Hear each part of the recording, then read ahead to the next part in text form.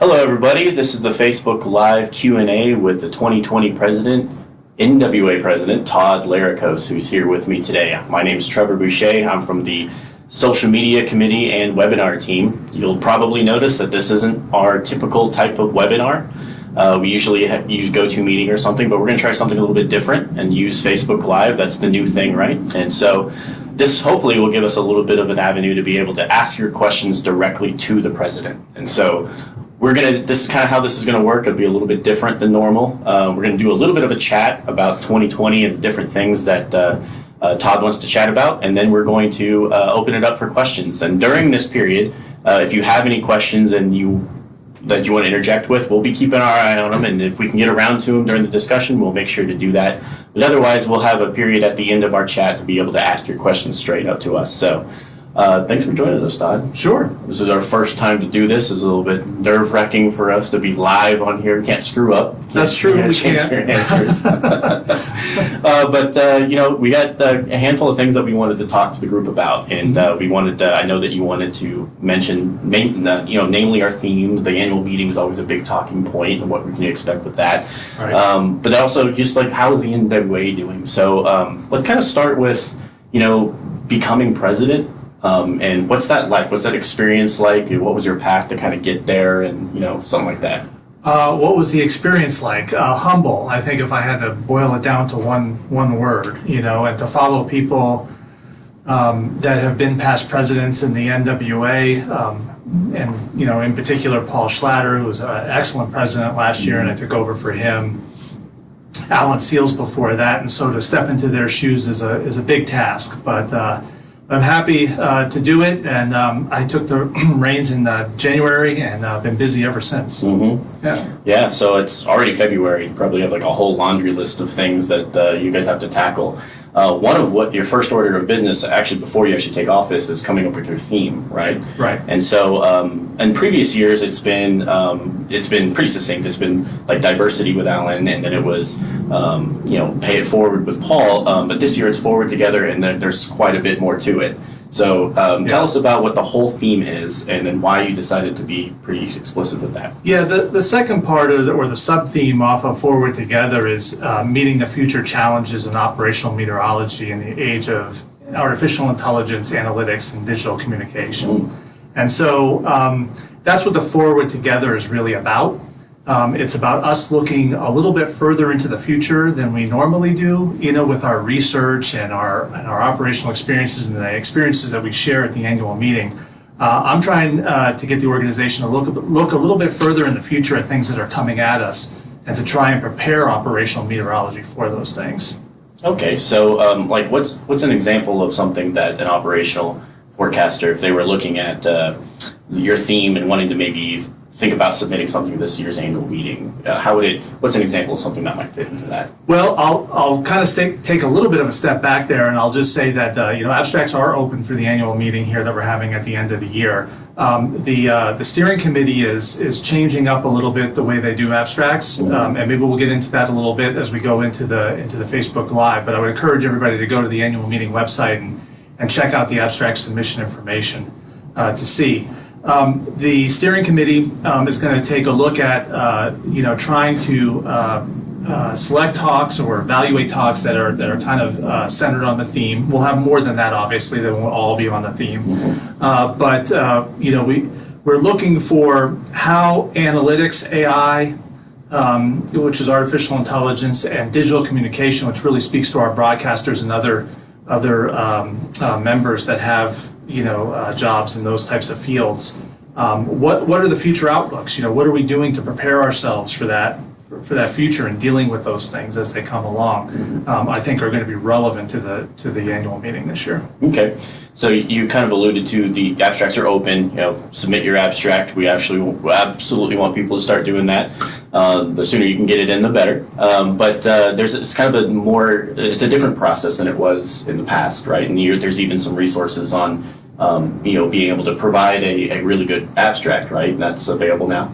Yeah, there's a author's resource guide where you go in and submit the abstracts. I'd encourage everybody to read that. The steering committee, along with, I believe it was the publications committee, put that together for our members who want to submit.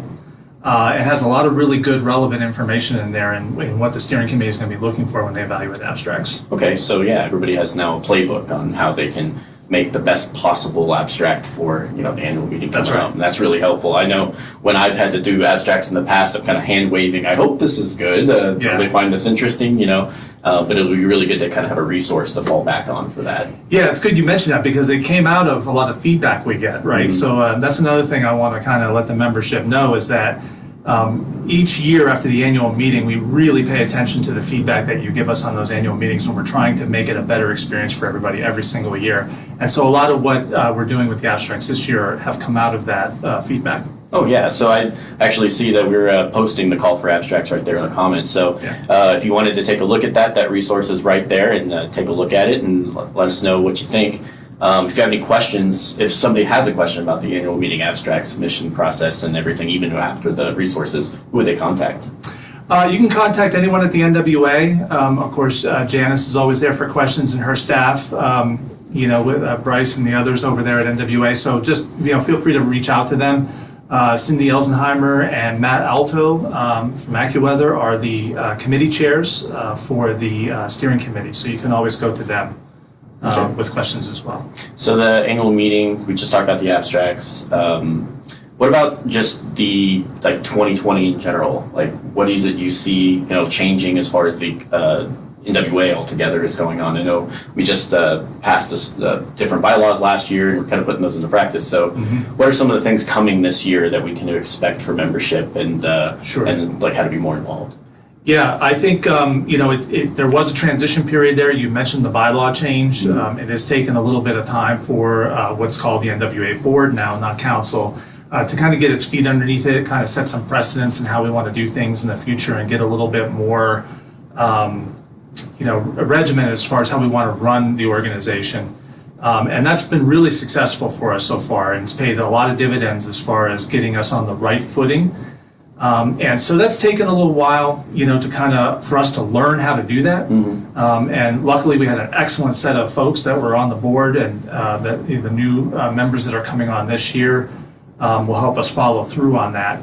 Now we're starting to turn our attention to start improving things like the annual meeting, the abstract process, the awards.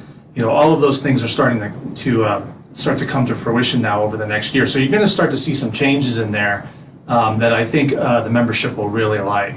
And if you have any questions about those changes, if you're just now joining us, we're at the Q&A with Todd Lericos here. If you have any questions about any of the changes for 2020, feel free to ask some of them here, and maybe Todd can answer them. Of course, you can ask Janice. Everybody likes to ask Janice their questions too, so she's always available for that. We really appreciate that too. As a committee member, I probably annoyed her the most, of asking her, can I do this? Can we do that? Even with Facebook Live and everything like that, trying these new things. So you had mentioned a lot of these things that might be changing, and I know a question that I have, somebody who was a member that became a committee member and then a chair. I had to ask a lot of questions to get through that process. I need to know the right person to ask. I needed to know the right question to ask, like when committee membership would be, when there's a vacancy. As I understand it, the committees are now kind of changing a little bit. There's going to be some modification to that. The pathway for memberships or members to be more involved is going to be a little bit more, there's a little bit more to enable them to do that. Can you speak a little bit about that process? Yeah, I think the opportunities for people to participate and in the NWA are going to widen greatly. And what Trevor's actually talking about is that we have taken, instead of forming more and more committees of the board, what we've done is we've created what are called membership groups. And these membership groups aren't limited in the number of folks that can be on these membership groups, and they're going to function more like listservers. And so, take an area of operational meteorology like aviation. There'll be a membership group around aviation, and anybody who's interested in aviation meteorology can participate in that, right? And so they'll be tasked to do certain activities possibly from the board. Maybe they're asked to comment on things that are in the news, like if we have to put out a news release on something aviation weather related, then we might rely on the people in that membership group to give us some advice on how that might go. So those membership groups can do a lot of things. They have more flexibility, I think, than a normal committee does.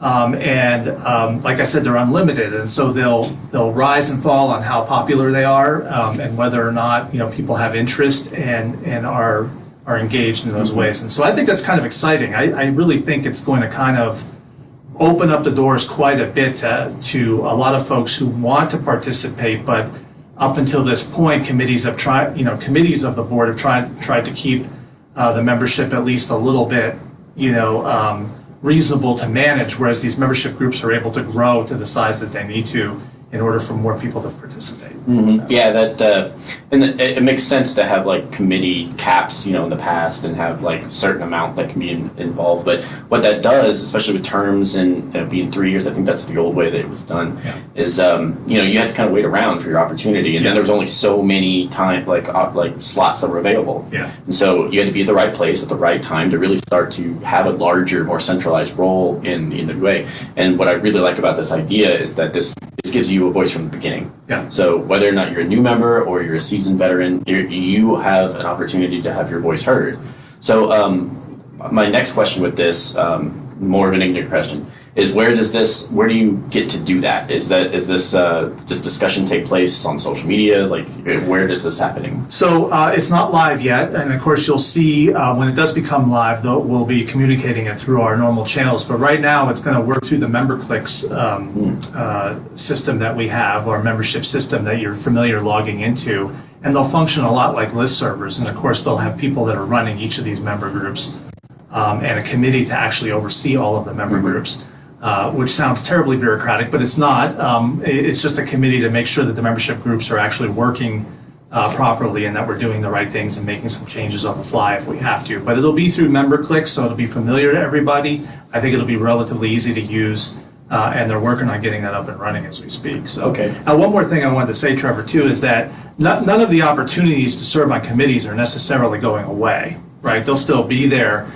This is just, membership groups are a way to expand participation and be able to allow people in participating and running the NWA a little earlier than they may have, waiting around, like you said, for their chance. So but those opportunities will still be there. Okay. So I'm asking a lot about the new membership groups because it's new, and a lot of the new members might be really interested in this part. Yeah. But I see we got our first question from Becca Mazer here asking, how does one start up a member group? So is there a set that you're already going to have for different categories? Yeah. And what if we come up with a new one? How would that process work? There'll be a process. They're working on that right now. I'm not totally read in on exactly how that'll work, but Gina Esco, who's running the member group committee, will be working on those types of procedures. But yes, there will be a way for you to suggest for another member group to be formed or a new member group to be formed. And there will be a process then to join existing member groups. There are a set of existing member groups that we plan to start off with, which was another part of the question there. So all of that is coming and will be readily available as we roll it out. Okay. Yeah, well, I'm excited to be part of more members. Me, I want to be on everything. So I'll try to sign myself up to as much as I can. But I kind of wanted to get a little bit more general now that we kind of dived into the weeds here with some of the changes that are going on. But when you took we didn't talk about this as a question, but I think it'd be kind of interesting. When you became president, you became aware that you were going to be that. Now, what was sort of like your first thought? Like, what was the first I'm going to do this? Like, what was the thing that you were most excited to be able to be? Boy, that's a good question. I think it was centered on really where my theme is. I think that I'm, from a personal perspective, I'm a little hungry on having conversations about where operational meteorology is headed in the long term. Part of that stems from some of the work I've been doing in my regular day job, but some of it's just in general, how technology is advancing and what are we really doing to get prepared for the future? Are we having the right conversations? And so my thought process has turned to how do I help lead the NWA to start having those conversations or more of them. Certainly don't have to consume all of our time, but we do other things.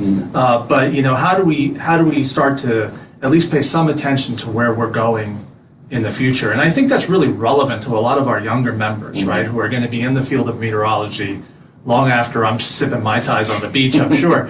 But so it's relevant for them, right, because they're the ones that are going to have to deal with these technological changes that are coming coming down. And so I think it's important for them to participate in this as well, which is one of the things I really like about the theme is that I think everybody is like, yeah, that's a really relevant topic. Let's talk about it. And it's good to be part of that discussion moving into the annual meeting, because I really feel like everything we're going to be doing from this point forward, moving into the annual meeting, and even just, after that, is we need to be thinking of this whole main theme, the forward together part.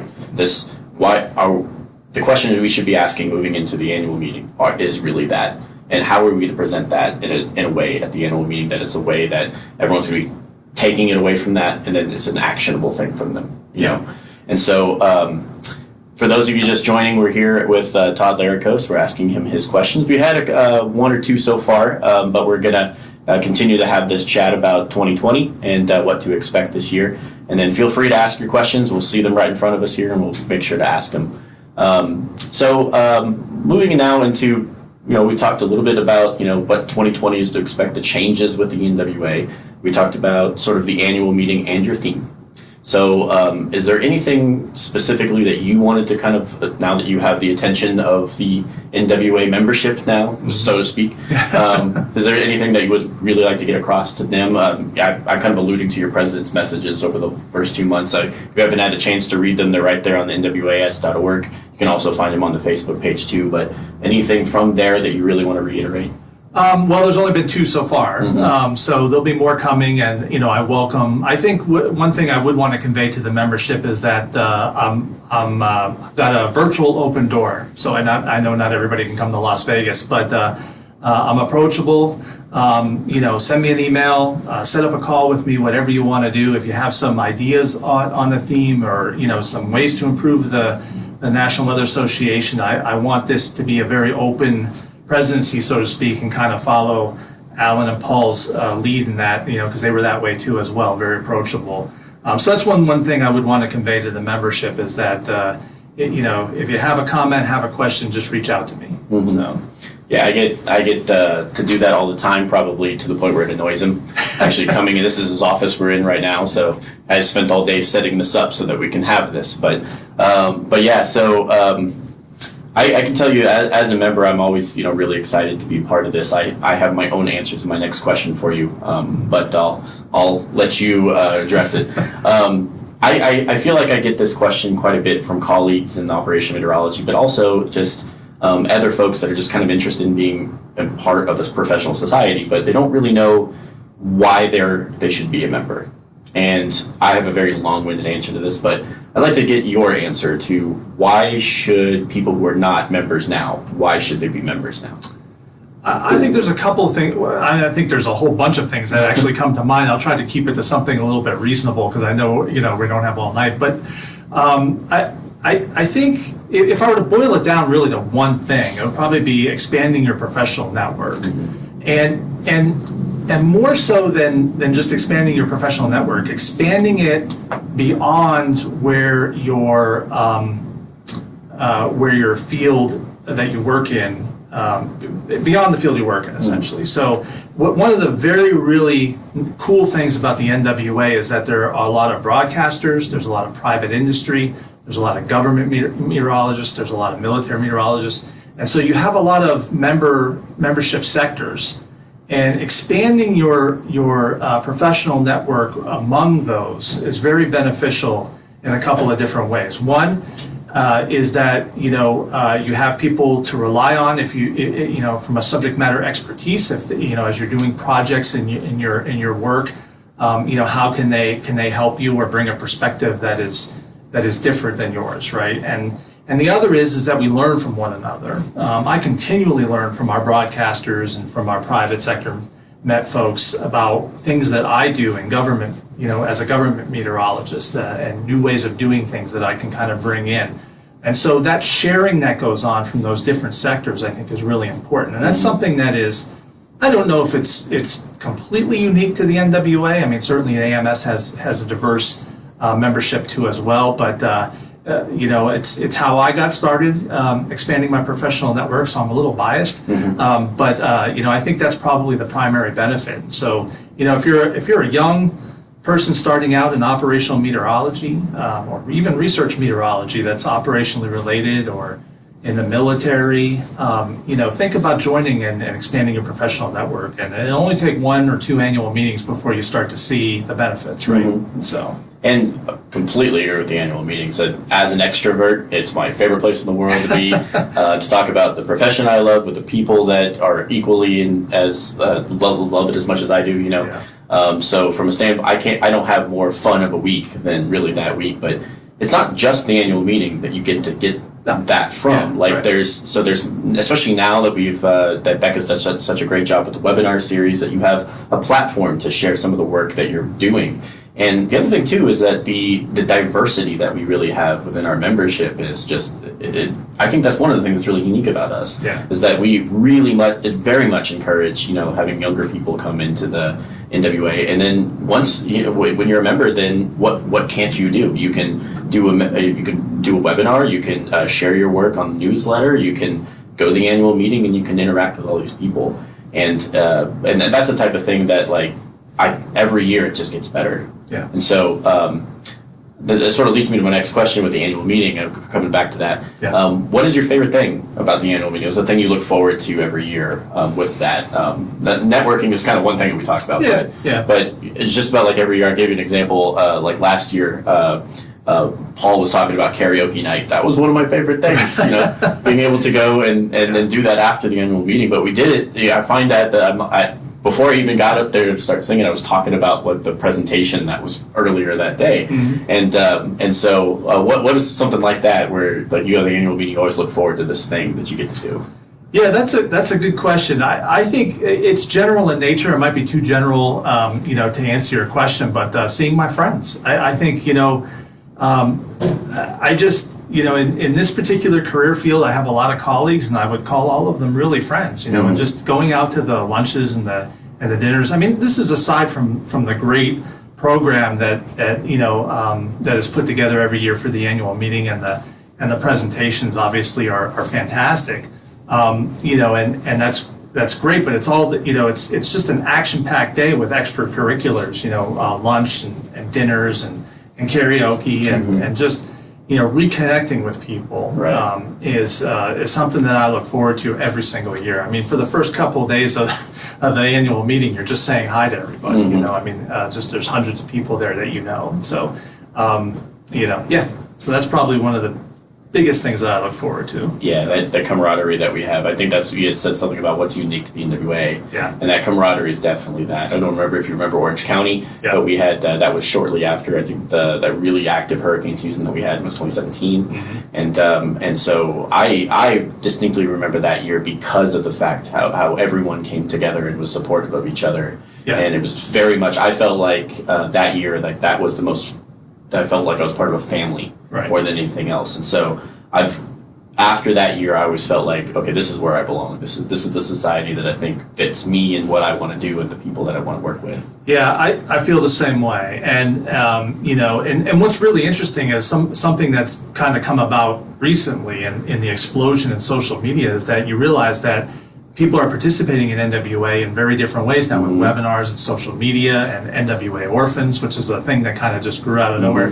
So, what's kind of funny is to watch people who communicate with each other on social media for sometimes years and have never really met each other, and then all of a sudden they meet at an annual meeting and it's kind of like, oh yeah, I finally met you, type of thing. So that's just kind of really cool, I think, to watch sometimes. I actually think Morgan, who's watching, is probably going to be upset with me that I didn't mention the Weather Twitter Mixer as my favorite memory from the previous seasons. Yeah. But yeah, it's just more examples of the things that make it so much fun to go to the annual meeting. But yeah, so that was kind of the bulk of what we wanted to talk. Was there anything else that we hadn't mentioned that you would like to talk about? About the annual meeting? No, or just in general. No, I think it's interesting. I think there are some components of the theme there that I think that are real important. I kind of chose AI, analytics, and digital communications very specifically to kind of address some of the problems that each of our sectors are having. I shouldn't say problems, but challenges really that they're having with the advent of this technology. And so, I really focused in on those three things, for that. And so it'll be interesting to see how all of this kind of develops over time and trying to talk about these issues. Yeah, I'd really like to think about that. I think over the course of the next several months, it'll be something that I can really gravitate towards and figure out how I want to craft my own message for the annual meeting. And so I'm hoping that that's something that, reading through the theme and then, all the different, especially with the help that it is, as explicit as it is, that it is this precise or concise rather, and as far as the theme goes, that it does help craft a more message that we're all trying to get on board with here with digital communications is something, especially with the social media committee, is something we've been battling with year after year. I mean,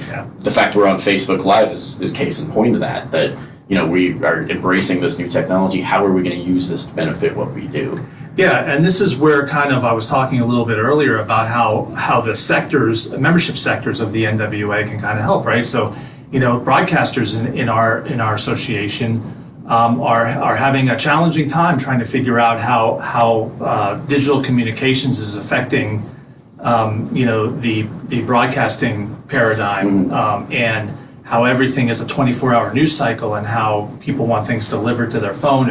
And so they're working through these challenges, and in many ways they're ahead of the other sectors in those types of ways, right? Not to insult any of the other sectors, I'm sure they're moving along too, but it's just, how can we learn from what their challenges are? Likewise, the private sector, I think, is a little bit further ahead in at least tipping their toe into the pool of artificial intelligence and analytics, and, what can we learn from them and how they're doing those types of things, and, what can we learn and take away? So, again, getting to that cross-sector where, we can bring our strengths and bolster our weaknesses, across that on those specific issues in the theme. Yeah, and I'm looking forward to really seeing some of the subject matter experts come to the table at the annual meeting about these things too. Yeah. Because to your point, that even in I've been less than 10 years as a practicing meteorologist, but even then the job has changed because of those reasons. Yeah. And so it's a necessity to learn on the fly about these things. And so you may not have gone to school for things like digital communications. I went to school only for meteorology, right, and then had to learn digital communications because it's where we were going. And so having the ability to bring, when you say forward together, it's an excellent thing to have, because we need to have those other people at the table to help us move forward. And we're not going to be able to do a good product otherwise. Yeah, that's right. And what that product looks like, right? I mean, we're increasingly in a world where more and more of the forecasts are being automated, and it won't be long before we start to see computers at or above parity with human forecasters. In fact, in many ways, we're already there. And so the question is how do our skill sets and our value added in the value chain, where should that be focused? And there are some fundamental disagreements among us about where that is. And I'm looking forward to some healthy debate on that.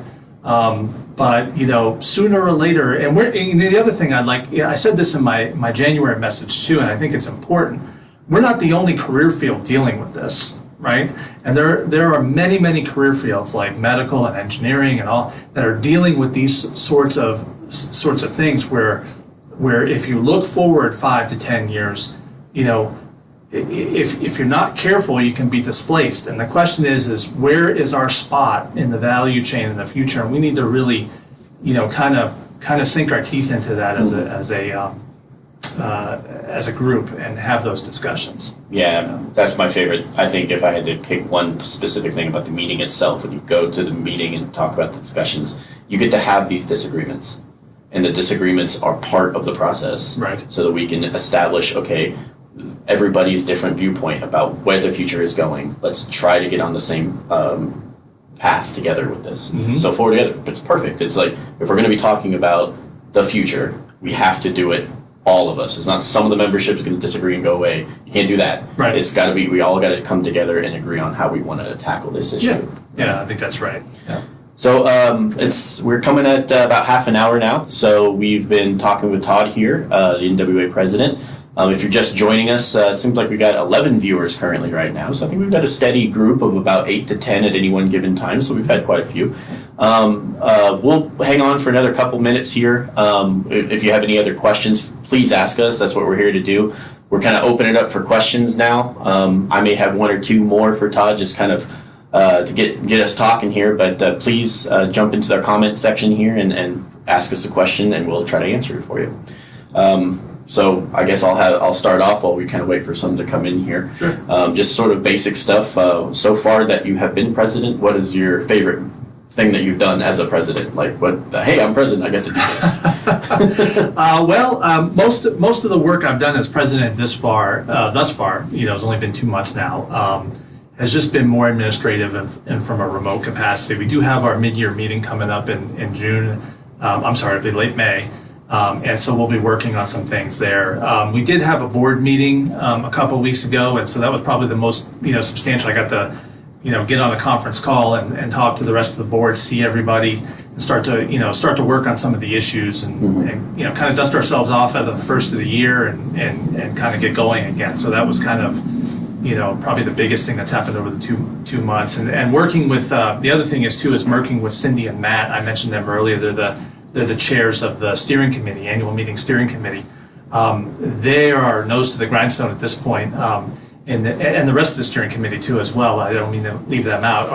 Their noses to the grindstone. They're doing a lot of hard work getting the abstract submission system set up. Now that that's out, they're turning their attention to some of the other mechanics that they have to figure out for the annual meeting. And so interacting with them and trying to decide how we're going to infuse the theme and some other things that we're doing for the annual meeting has been interesting. So, okay. And that'll certainly throttle up over the next couple of months. Yeah, it seems like it behind the scenes all this work is happening, and then all of a sudden it goes whoosh, once you start getting to the summer. Yeah. It really starts flying.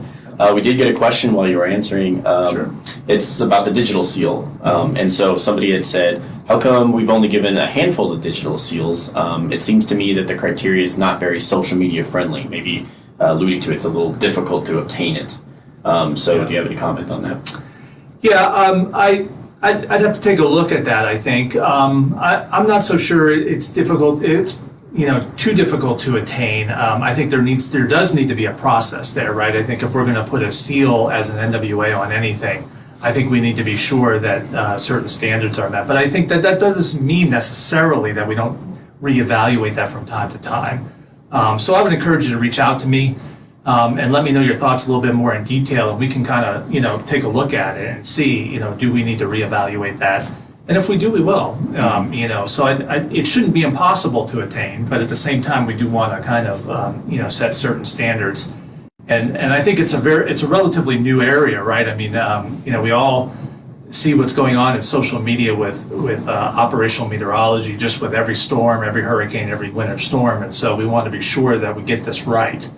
Like I said, keep the standards high, but that doesn't mean we can't reevaluate. So I would encourage that person to reach out to me, and we can talk a little bit about that. Yeah, that'd be good. I actually heard that question before, so I'm glad that you asked that. I've gotten some feedback about some of our social media members, the people that manage like social media accounts. Mm-hmm. They're like, well, the seal, I work a full-time job, and then I also do this on my side. Like, where am I supposed to find the time to do all of these things? Is there something that can be more applicable to give myself some credibility? You know? But at the same time, I don't have to basically get a second degree, Yeah, that's a good thought. I mean, so maybe we could, open that up for discussion and at least, bring it up. So, and get those issues on the table. So. All right. Well, so we got another question here. This one's from JP Cab. What can the NWA do to help those with disabilities, especially during the upcoming meetings, such as silent or I don't know what the other word is, stimming room, a silent room? So what is the NWA doing for folks with disabilities, especially with the annual meeting? Yeah, so we've gone through a couple iterations of accommodations that we can make at the annual meeting in the past. I think the single biggest thing that you can do is that sometimes we don't think of them all, right? Or they've been ideas that have been brought up in the past and that just haven't been, for whatever reason, not written down or whatever. So I would encourage you to provide the feedback to us. You can reach out to Matt, you can reach out to Cindy, you can reach out to me if you don't have their contact information, or Janice, and bring your concerns, or it doesn't necessarily need to be a concern, but just an idea or a suggestion to Janice, and we'll incorporate that into the planning. I think it's we've really taken a hard cut at trying to address a lot of those issues over the last couple of years. And I think we've been successful in a number of ways, but that doesn't mean that, we don't listen to new ideas. So I would encourage you to do that. Good question, by the way. Yeah, I would say the same thing. I work quite a bit, this quite a bit with the deaf. We get into a different and probably worse problem when we try to anticipate what you need. And so it's very, very helpful, especially as early as you can, to communicate that to the planning folks, whoever it needs to be. We'll get it to the right people, but to communicate what it is that you need in order to fully experience the NWA meeting. And we don't want anyone being ostracized from any part of it. That what is it that you need, and we can make sure we can make that happen. Yeah, and I should just draw a distinction here. I think most people understand this, but if you have a personal accommodation that you need, there are ways to reach out to us to do that. I believe in the registration form, don't quote me on that, but I believe in the registration form and the abstract form there are spaces for you to do that. If not, you can certainly reach out to us. That's if you need a personal accommodation, we'll certainly listen to that. But I think what JP was talking about was more along the lines of, can we do something organizationally to set things up for folks that need it? And that's, certainly put those suggestions in too, but that's a little bit different process, right? Right. So. Yeah. And so he had mentioned a quiet room, and I see Janice even commented here saying we'll be looking into options for a quiet room for the venue this year. So just case in point that you speak up, we will listen, and that's the type of thing that we just need as much of that feedback as we can. Yeah. So. All right. Well, we're getting at almost 40 minutes now. So it's been that long, huh? Yeah, we've been chatting for quite some time. It's probably one of our shorter conversations, right? But I'm not seeing any additional questions here. And so if maybe one pops up here while we're closing up, then we can address it. But otherwise, I appreciate you being here and providing your time here. It's a Monday evening, and so trying out Facebook Live for the first time, I think this was pretty successful. We still got 7 viewers, so people have been watching from start to finish. And then the questions, of course, from you all for asking and what your concerns were with the NWA and all of that. So thank you. I think we could probably... Well, one more thing. I just want to give a shout out, to the social media committee for putting, you guys have done an outstanding job over the last couple of years and really getting, a lot of PR, for lack of a better term, for the NWA and getting us out there, and I think increasing our reach. So this is another iteration of it, of course, and something new that we're trying. And you folks are always poking and prodding in different areas to try new things, and I think it's fantastic. And you guys do a really good job, so my thanks to them. Thank you, and we'll pass that along to Morgan, the chair, and of course, who's helping us today. Morgan's live tweeting on Twitter, and then Camden is helping us do comments on Facebook Live right now. So yeah, it's a total team effort, and that's just 2 of our exceptional committee that we have. So thank you very much for that. But anyway, now that I think we're gonna probably wrap things up. Thanks again for being here today, and. We'll have this video now that this is over with. We'll get this put up on our Facebook page for those that weren't able to participate and ask their questions. You can still comment on the post itself and ask those questions. We'll get them to Todd. We'll get them to NWA leadership, and we'll also have this on YouTube very soon. So thank you all for being here tonight, and we'll see you next time.